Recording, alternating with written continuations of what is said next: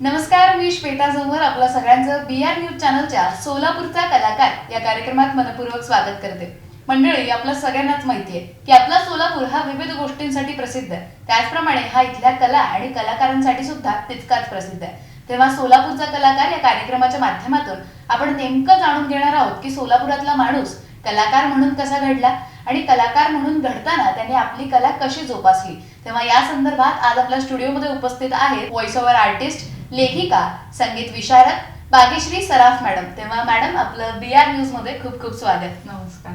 तर आपण सुरुवातच एक मस्त कवितेने करूयात, म्हणजे मस्त सुरुवात होईल आणि प्रेक्षकांना एक कला ऐकायला मिळेल. कधी तू संततधार पावसासारखा संथ बरसणारा, आणि मी हस्तातल्या कडकडणाऱ्या विजेसारखी. कधी तू कृष्णाच्या मोरपिसासारखा हळुवार थरथरणारा, वा. आणि मी राधेच्या पैंजणासारखी सतत खळखळणारी. कधी तू निशब्द नीरव शांततेत स्वतःचं अस्तित्व सिद्ध करणारा, आणि मी निश्चल पाण्यावर तरंग उमटवणारी अवखळ लकीर. कधी तू तप्त तप्त सूर्यासारखा मला लालसा लावणारा, आणि मी पृथ्वीसारखी क्षितिजावर तुझ्या मिलनाला आसुसलेली. वा, काय खरंच खूप खूप छान लिहिलंय तुम्ही हे.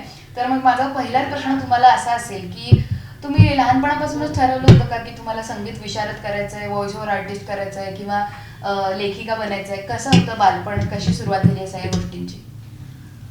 माझ्या घरामध्ये म्हणजे माझे वडील स्वतः संगीत अलंकार आहेत. अच्छा. आणि घरात संगीताचा वारसा आहे.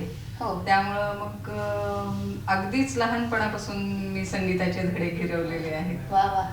मग एक एक परीक्षा देत संगीत विशारद झाले. हो. पण तो वारसा मी पुढे चालवू नाही शकले. अच्छा. हा. त्यानंतर लग्न झालं माझं, आणि लग्न झाल्यानंतर मग घरातल्या जबाबदाऱ्या किंवा मुलांच्या जबाबदाऱ्या त्यामध्ये मग ते खूप मागे पडत गेले. अच्छा. हो. म्हणजे असं एकूणच तुमचं संगीत विशारद झालं, पण तुम्ही त्याला कंटिन्यू करू शकला नाही. पण मग ज्याप्रमाणे आता तुम्ही लेखिका सुद्धा आहात आणि व्हॉइस ओव्हर आर्टिस्ट पण आहात, तर मग याची सुरुवात कधी झाली? आमच्या घरी स्टुडिओ होता. लग्नानंतर? लग्नानंतरही जवळजवळ 8-10 वर्षांनंतर अच्छा. घरी आम्ही स्टुडिओ तयार केला ह्याचा. आणि मग घरामध्ये रेकॉर्डिंग वगैरे चालायचे आमचे. तर त्यामध्ये मग बऱ्याच वेळेस काय व्हायचं की बाहेरचे आर्टिस्ट बोलवायचो आम्ही. मग त्यामध्ये काहीही एडिशन असलं किंवा जर समजा काही चेंज पाहिजे आहे, तर ते प्रत्येक वेळेस तो कलाकार आपल्या घरापर्यंत येणं शक्य नसायचं. मग हळूहळू त्या क्षेत्रामध्ये मी सुरुवात केली. सुरुवातीच्या जाहिराती केल्या, आणि मग त्यामध्ये जरी समजा छोटंसं काहीतरी एडिशन करायचं आहे किंवा काही चेंज करायचं आहे त्यामध्ये, तर ते मला घरातच असल्यामुळं जमायला लागलं. आणि मिस्टरांनी मला कॉम्प्युटरमध्ये सगळ्या गोष्टींमध्ये त्यांनी मला शिकवल्या, प्रत्येक गोष्ट शिकवली, आणि त्यांनी मला त्यामध्ये पारंगत केलं. की जाहिरात जरी समजा नुसती त्यांनी लिहून दिली तरी ती रेकॉर्ड करणं किंवा त्याचं एडिटिंग करणं, त्याला बॅकग्राऊंड म्युझिक टाकणं, ह्या सगळ्या गोष्टी सुरू केल्या. आणि मग ते हळूहळू होता होता पूर्ण पारंगत झाले. भारी. असं म्हणतात बघा की एका यशस्वी पुरुषाच्या मागे एक स्त्री असते, पण लग्नानंतर एवढ्या सगळ्या जबाबदाऱ्या असल्यानंतर सुद्धा एक नवीन गोष्ट तुम्ही शिकलात, त्यामुळे तुमच्या यशामागे तुमचे मिस्टर आहेत असं म्हणावं लागेल. अगदी. आणि खरंच हे खूप छान वाटतं, कारण आजकाल आपण पाहतो की स्त्रियांना सपोर्ट नसतो, पण लग्नानंतर जाऊन तुम्ही एक नवीन गोष्ट शिकलात, खरंच खूप छान आहे. आणि मग आता हळूहळू जेव्हा तुम्ही पहिल्यांदा जेव्हा व्हॉइस दिला आणि मग आता जेव्हा तुम्ही पारंगत झालात आणि आता व्हॉइस देता, तर हा अनुभव कसा आहे? म्हणजे सुरुवातीला कसं की एक जाहिरात तयार करण्यासाठी किमान मला अर्धा तास तरी द्यावा लागायचा. अच्छा. कारण त्यातले काही शब्द चुकायचे. मी मुळात मराठवाड्यातनं आलेली असल्यामुळं माझी भाषा थोडीशी अशुद्ध किंवा त्या टोन मध्ये बोलण्याची सवय होती मला. मग त्यांनी माझ्या भाषेवरती संस्कार केले मिस्टरांनी. त्यानंतर प्रत्येक गोष्ट बोलताना ही अशी नाही बोलायची, तशी बोलायची. त्या जाहिरातींमध्ये व्हेरिएशन आणायचं. मग काही जाहिराती ह्या फक्त प्लेन असतात, म्हणजे बरोबर. इन्फॉर्मेटिव्ह जाहिराती हो. असतात. मग त्यामध्ये सरळ प्लेन सरळ वाचून वाचायची घ्यायचं असते. असतं हो. आपल्याला, किंवा व्हॉइस ओव्हर असतो हो. तो प्लेन वाचायचा असतो. आणि ज्या जाहिराती म्हणजे संवादात्मक असतात किंवा जिंगल असतात, त्याच्यामध्ये मग आपल्याला आवाजामध्ये थोडंसं मॉड्युलेशन करावं लागतं. की संवादात्मक असेल तर मग तिथं समोर आपल्या समोर एक आपला मुलगा असू शकतो, आपला नवरा असू शकतो, जे कोणी आहे त्यांच्याशी संवाद साधायचा आहे, तर त्याप्रमाणे आपल्याला त्याचं हे करावं लागतं, आवाजामध्ये बदलावा लागतो आवाज थोडासा. आणि मग आवाजाचे चढ उतार वगैरे, मग ह्याही गोष्टी त्यांनी मला हळूहळू शिकवल्या. आणि मग जाहिराती क्षेत्रामध्ये म्हणजे आधी सुरुवातीला एक जाहिरात करायला मला अर्धा तास लागायचा. आता 30 सेकंदाची जाहिरात असेल तर 30 सेकंद, फार तर 60 सेकंद एक रिटेक. कसलं भारी. म्हणजे अर्ध्या तासावरून 30 सेकंद हा प्रवास. पण हा तितका वाटेल तितका सोपा नसतो. म्हणजे घरात जरी आपल्याला शिकवणारे असतील तरी म्हणजे तुम्हाला पण असं की चढ उतार आणायचे आवाजात, किंवा जो टोन आधीचा होता त्याच्यामध्ये बदल आणण्यासाठी तितकं सोपं तर नसेलच. नाहीच. तर मग त्याच्यावरती परिश्रम कसे घेतले मग तुम्ही, की हा ठीक आहे मिस्टर सांगतायत ठीक आहे मला करायचंय, पण परिश्रम कसे घेतले? मग त्यामध्ये मी एरवी सुद्धा असं वाचताना, म्हणजे घरामध्ये वाचन वगैरे करायची ना, तर ते वाचन करताना सुद्धा ते मी थोडंसं हे वाक्य कसं, म्हणजे जर समजा समोरच्या व्यक्तीने बोललं तर ते कसं येऊ शकतं. आता आपण संवाद साधतो तर त्याच्यामध्ये येणारे जे काही म्हणजे आवाजाचे चढ उतार वगैरे आहेत, हे कसे येऊ शकतात याची प्रॅक्टिस करत राहिले. घरी पुस्तक वाचताना थोडंसं जोरात वाचायचं, त्याच्यामध्ये बरेच संवाद वगैरे असतात ते वेगळ्या पद्धतीने म्हणून बघायचे आपण आपले, आणि त्यातून मग सवय झाली त्या गोष्टीची. पण मग आता तुमच्यानंतर तुमचे मुलं मुली सुद्धा व्हॉइस ओव्हर आर्टिस्ट म्हणून काम करतात असं मी ऐकलं.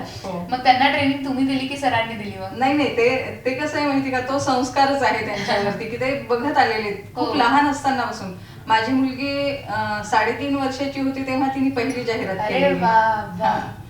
3.5 वर्षाची असताना मला साधं कळतही नव्हतं की नेमकं काय करायचं. तिला बोलायला आल्यानंतर तिने म्हणजे थोडासा बोबडा व्हॉइस होता त्यामध्ये, तर तो तिने 3.5 वर्षाची असताना तिने पहिली जाहिरात केली. आणि आता ती छान, म्हणजे माझ्यासारखी, माझ्याही पेक्षा खूप चांगल्या जाहिराती करते. मुलगा सुद्धा व्हॉइस ओव्हर वगैरे खूप छान देत होतो.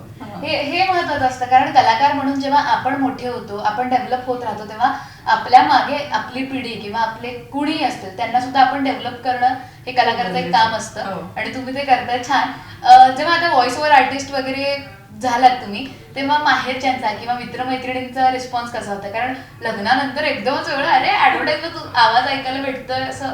म्हणजे त्याचं असं होतं की आपलं सोलापूर केंद्र हे त्यावेळेस लोकल केंद्र होतं, आणि त्यामुळे त्यांना ते ऐकायला जायचं नाही. पण मग तेव्हा इतकी साधनं नव्हती, मोबाईल वगैरे हे, की आपण तिथं नेऊन त्यांना ऐकवावं वगैरे असं नव्हतं.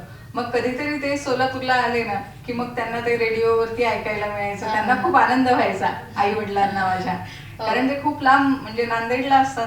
तर इथं आल्यानंतर त्यांना ते ऐकताना खूप छान वाटायचं की म्हणजे आवाजाचे संस्कार तसे बाबांनी माझ्यावरती केलेलेच होते, पण त्याच्यामध्ये मॉड्युलेशन आणायचे संस्कार ह्यांनी केलेले असल्यामुळं त्यांना खूप आनंद व्हायचा त्या गोष्टीचा.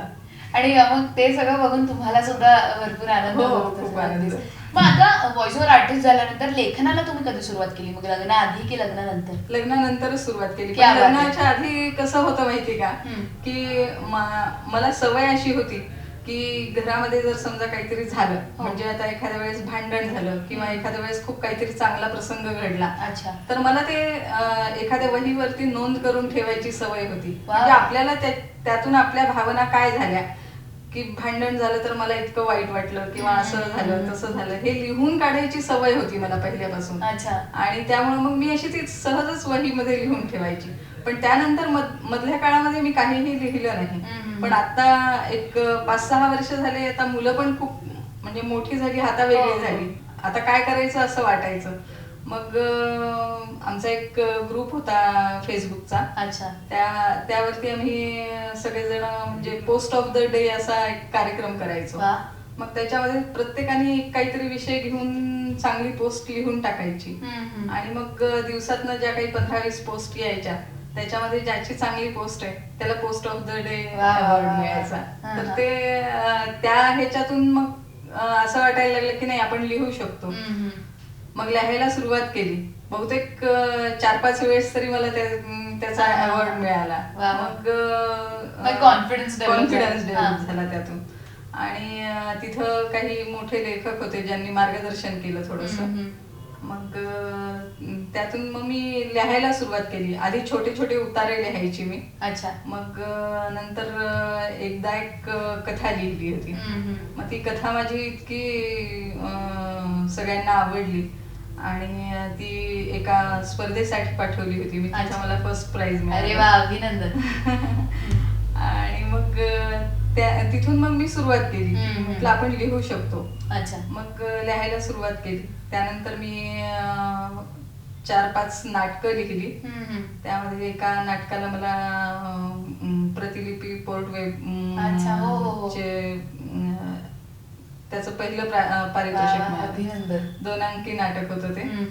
आणि नंतर एकांकिका पण लिहिल्या 2-3 मी. अच्छा.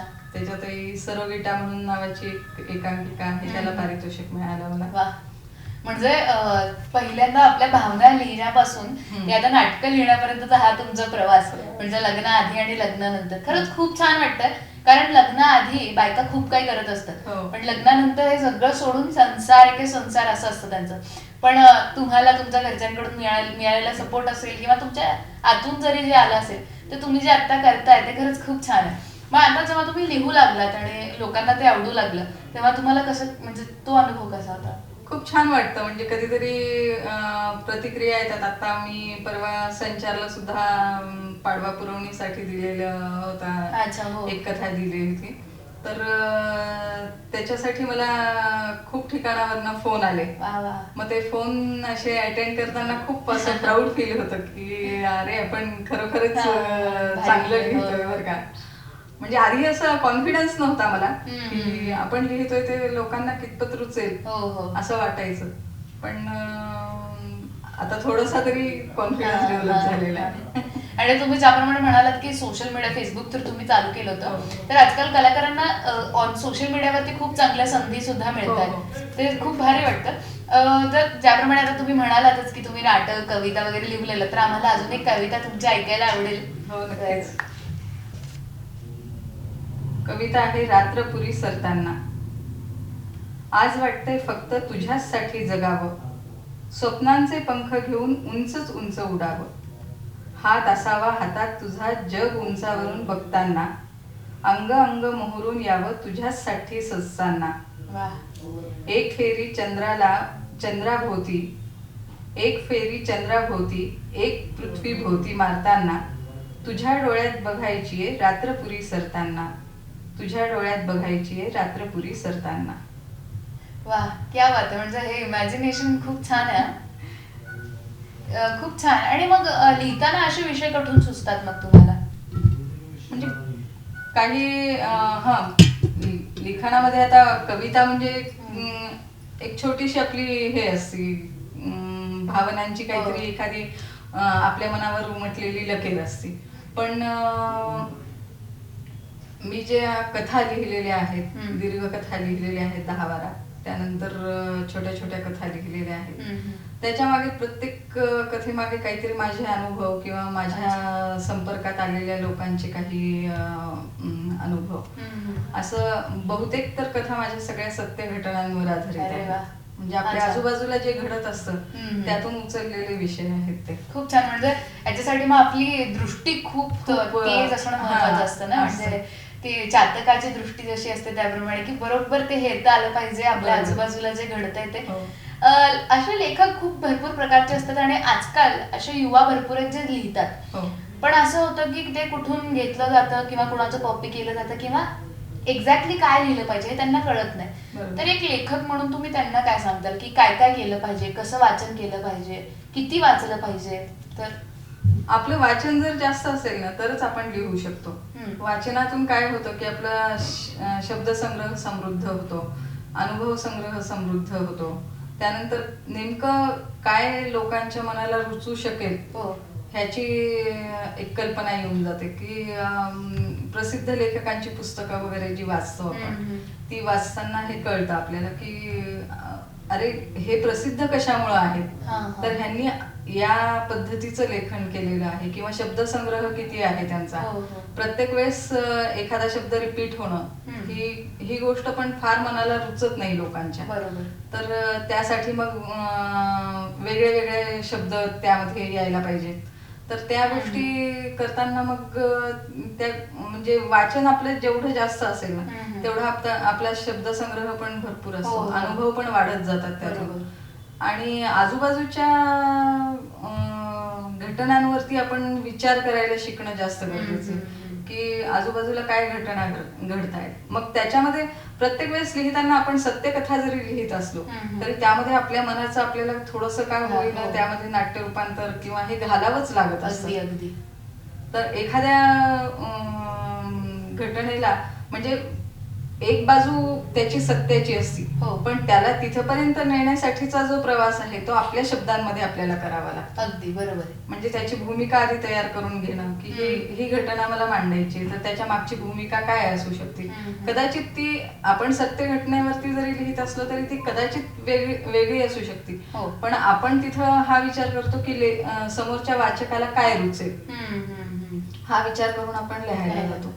आणि मग ते तेवढ्या गोष्टी केल्या तरी आपण लिहू शकतो. आणि आजकाल एक असं बघायला मिळतं की थोडंसं ते सोशल मीडियाकडे जास्त वळतात की थोडंसं काहीतरी लिहिलं की सोशल मीडियावर टाकायचं, मग ते लोकांना आवडलं तर ठीक, नाही आवडलं तर मग ते लगेच डिमोटिवेट होतात आणि लिहायचं बंद करतात. याच्याबद्दल काय सांगतात मग युवकांना किंवा कलाकारांना सुद्धा?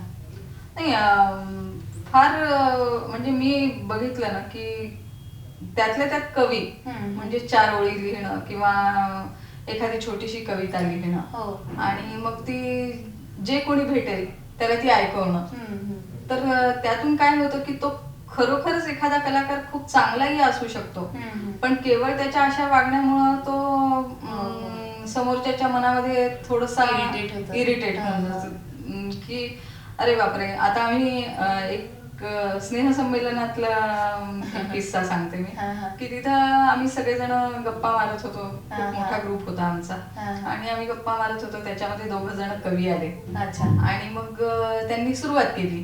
तर आधी सुरुवातीची कविता खूप छान वाटली, त्यामुळे आम्ही सगळ्यांनी वाहवा केली. त्यानंतर मग त्यांनी दुसरी ऐकवली, तरीही तीही छान वाटली, मग त्यालाही वाहवा केला आम्ही. मग नंतर तो सुरूच झाला. मग सुरू झाला, त्याच्या कविता खूप छान होत्या, पण त्यांनी लिमिट ठेवायला पाहिजे की बाबा मी समोरच्याला ऐकवतोय पण तो त्या मनस्थितीमध्ये आहे का, किंवा किती मी ऐकवल्यानंतर त्याची मनस्थिती चांगली आहे तोपर्यंत ऐकवणं ठीक आहे, पण समोरचा माणूस जेव्हा इरिटेट होतोय हे दिसतं तरी पण जर समजा तुम्ही पानावरती पानं पलटत राहता तर मग तिथे तुमची व्हॅल्यू कमी होऊन जाते. म्हणजे एक कलाकार म्हणून आपल्याला कुठं थांबलं पाहिजे, कुठं सुरू केलं पाहिजे हे सुद्धा जाणणं खूप महत्वाचं असतं. कारण फक्त लिहिणं, फक्त गाणं हे महत्वाचं नाहीये, तर समोरच्याला सुद्धा ते आवडलं पाहिजे, त्याच्या मनाला ते रुचलं पाहिजे. बरोबर. तर मग आता हे सगळं करत असताना तुमच्या आयुष्यात असे टर्निंग पॉइंट आले का की काम आणि या गोष्टी कला एकत्र जात नाहीयेत? हो हो हो, असं तर होतं. म्हणजे लेखकाचं मीच असं नाही. आता ही मुलाखत जे कोणी बघतील त्यांच्यापैकी जे कोणी लेखक कवी असतील ना त्यांनाही ही गोष्ट आपलीच असल्यासारखी वाटेल की जेव्हा खूप काहीतरी कामामध्ये असतो किंवा खूप गडबड असते त्यावेळेस इतकं काहीतरी चांगलं सुचलेलं असतं की आणि त्या क्षणाला आपण मोबाईलवरती नुसतं टिपून जरी घ्यायचं ठरवलं ना तरी लगेच सगळ्यांचे डोळे आपल्याकडे येतात की कामाच्या वेळेमध्ये काय घेऊन बसलीस तू, हे असं होतं. आणि असं पण होतं. माझ्या तर मी बहुतेक कथा आहेत ना त्या रात्री 3 वाजता 4 वाजता अशा लिहिलेल्या. मला रात्री जाग आली, झोपेतून जाग आली की लगेचच मी लिहायला बसायची. आणि अशा पद्धतीने त्या कथा मी लिहिलेल्या आहेत. म्हणजे कधीही सुचतं नाही का, सिंगर्स लोकांना बाथरूम मध्ये गायला सुचतं त्याप्रमाणे तुम्हाला झोपेत कामामध्ये लगेच सुचतं असं. आणि त्यातल्या त्यात खूप गडबड असेल ना त्यावेळेस खूप काहीतरी चांगलं सुचलेलं असतं आणि तेव्हा टिपायला वेळच नसतो आपल्याकडे. छान वाटतं हे सगळं ऐकून. पण मग असं कधी वाटलं का की आता नाही, आता हे जमत नाहीये किंवा आता जास्त आपल्याला संसाराकडे बघायला पाहिजे, असं होत नाही की आता छान वाटतं की हा हे आपण केलं पाहिजे? नाही, असं काही होत नाही.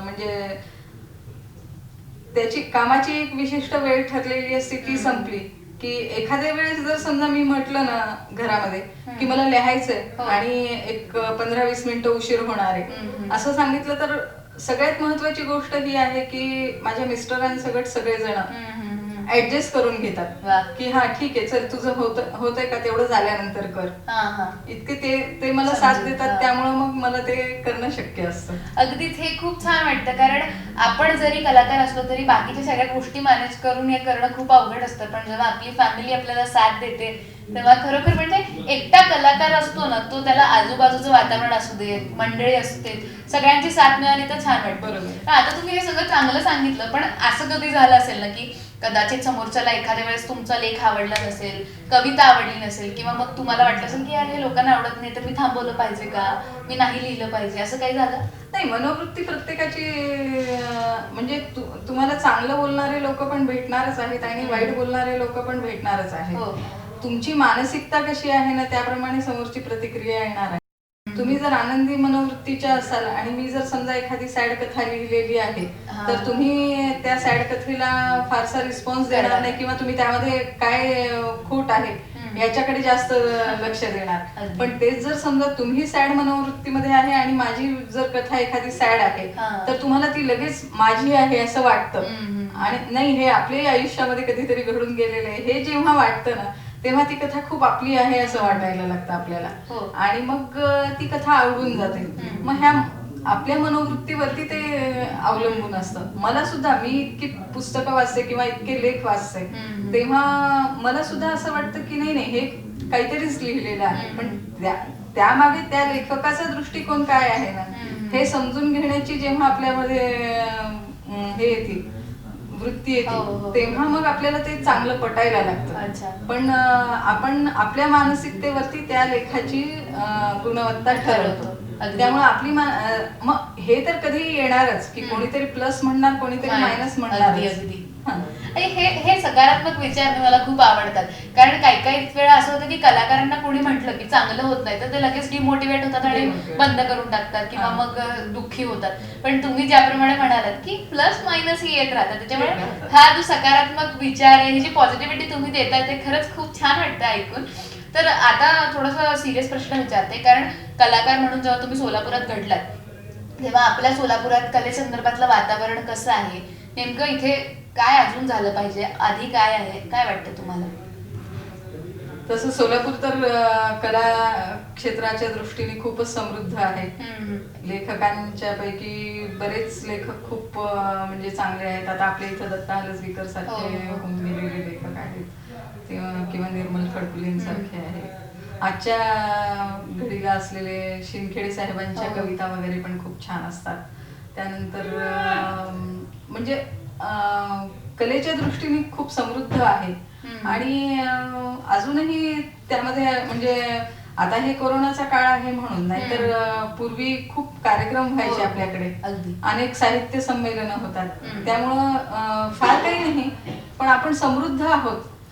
कलाकारांच्या दृष्टीने आपण खूप समृद्ध आहोत. आता दरवर्षी मनोरमा साहित्य संमेलन होतं त्यांचं पण असतं ते पण खूप चांगल्या पद्धतीने अरेंज करतात वगैरे. तर कलाकारांच्या दृष्टीने खूप चांगली भूमी आहे सोलापूर ही. पण असं सुद्धा आपल्याला पाहायला मिळतं की जितके सुद्धा कलाकार असतील त्यांना एक प्लॅटफॉर्म मिळवण्यासाठी ते इथून नेहमी बाहेर पडतात मग ते पुणे मुंबईला जातात. मग या संदर्भात काय सांगतात? नाही तसं थोडंसं प्रोत्साहन देणारे काही कार्यक्रम इथंही व्हायला हरकत नाही म्हणजे व्हायला पाहिजे जेणेकरून की लोकल कलाकारांना एक प्लॅटफॉर्म मिळेल. पण तरीही बऱ्यापैकी प्लॅटफॉर्म इथं उपलब्ध आहेत. ते बरोबर घेता आलं पाहिजे संधी घेता आली अगदी. म्हणजे थोडेसे प्लॅटफॉर्मची कमी इकडे आहे सोलापुरात आणि कलाकार भरपूर आहेत फक्त एक्झॅक्टली त्यांना माहिती नसतं की हा इथे हे होतंय ते होतं त्यामुळे थोडं जागरूक राहणं खूप महत्वाचं आहे आणि जी संधी मिळते त्याचं सोनं करणं खूप महत्वाचं आहे. तर मला थोडंसं एक किस्सा वगैरे असं काय आहे का की हा अशा या कार्यक्रमात हा किस्सा झाला आणि तो एकदम माझ्या लक्षात राहिला? हा तर असं काय माझ्या नाटकाला मी नाटक पाठवलं प्रतिलिपी वेब पोर्टलला पाठवलं मी ते आणि पाठवल्यानंतर मी ते विसरूनच गेले पूर्ण की आपण तिथं नाटक पाठवलेलं आहे त्याचा काही रिझल्ट येणार आहे वगैरे काहीही नाही. त्यांनी मला 3 दिवस सलग मेल केले पण तरीही मी बघितलेच नाही मेल आणि व्हॉट्सअपवरती मी अजून त्यांच्याशी कनेक्ट नव्हते. अच्छा. हा. तर मग त्यांनी काय केलं की 2-3 मेल पाठवले मला, मी बघितलेच नाही. आणि एक दिवशी सकाळीच माझ्या मैत्रिणीचा फोन आला. ती हा. नागपूरला असते खरं म्हणजे. हा हा. तर तिचा फोन आला, अगं भाग्यश्री तुझं अभिनंदन करण्यासाठी फोन केला. तर मी म्हटलं की का बरं, म्हणजे मला काही आठवेच ना की का बरं ही अभिनंदन करते. तर मी तिला विचारलं की काय म्हणजे मला काही कळत नाहीये म्हटलं. तर ती म्हणाली, अगं तू नाटक पाठवलं होतंस का प्रतिलिपीला. मग माझ्या लक्षात आलं, अरेच्या म्हटलं त्यांचा रिझल्ट. तर ती म्हणाली काल तिथं, आणि ती पण खूप मोठी लेखिका आहे. अच्छा. तर तिच्या हस्ते तिथं त्या दिवशी पारितोषिक वितरण होतं. आणि तिने माझं नाव बघितल्यानंतर तिला असं वाटलं की मीच आहे. म्हणजे तिच्या लक्षात नव्हतं की मी दिलेलं आहे, म्हणजे तिला माहितीच नव्हतं. तर तिला असं वाटलं की हे नाव मी बघितलेलं आहे.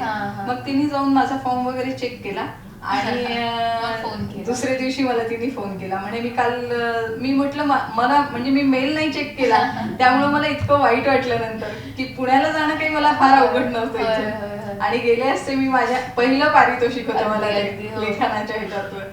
आणि मग ही गोष्ट माझ्या कायम लक्षात राहिली. त्यानंतर पासून मी केव्हाही मेल चेक करते. असं होतं. पण ते पारितोषिक मिळाल्यानंतर किंवा त्यांच्याकडून कळाल्यानंतर मनात एकदम असा आनंद वाटला असेल. खूप आनंद झाला. मस्त मस्त, अभिनंदन.